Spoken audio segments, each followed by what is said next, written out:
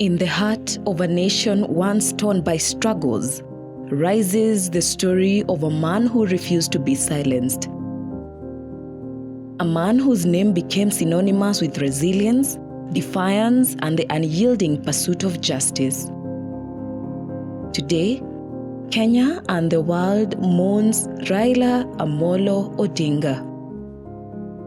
He was more than a politician. He was a symbol of courage, of conviction, of a people's endless hope for a fairer nation.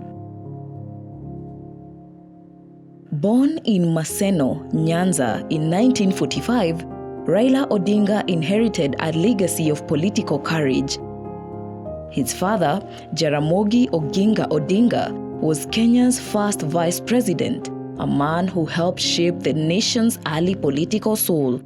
From him, Raila learned that freedom was never free, that it demanded sacrifice. He studied engineering in East Germany, far from home, but his heart remained in Kenya, where dreams of democracy were still chained by one-party rule. When he returned, he chose not the comfort of silence, but the fire of reform. In 1982, he was arrested and detained, accused of subversion after a failed coup attempt. He would spend nearly a decade of his life in and out of prison, but never out of purpose. When others bowed to fear, Raila spoke louder. When others gave up, he organized. And when Kenya finally rose to demand multi-party democracy, he was there, not as a spectator, but as a torchbearer.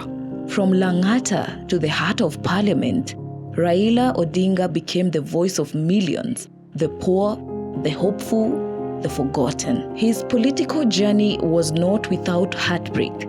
5 times he sought the presidency. 5 times the dream slipped through his fingers, but each defeat only deepened his resolve. Because for Raila, leadership was never about the seat, it was about the struggle.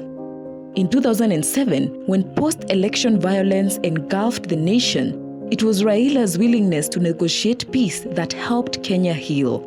As Prime Minister, he championed reforms that gave birth to the 2010 Constitution, a milestone that redefined Kenya's democracy. He became, in every sense, a statesman, the man who dared to dream of a united Kenya. On October 15, 2025, in a hospital in Kochi, India, Raila Odinga took his final breath. He was 80 years old. News of his death spread across continents, and Kenya fell silent.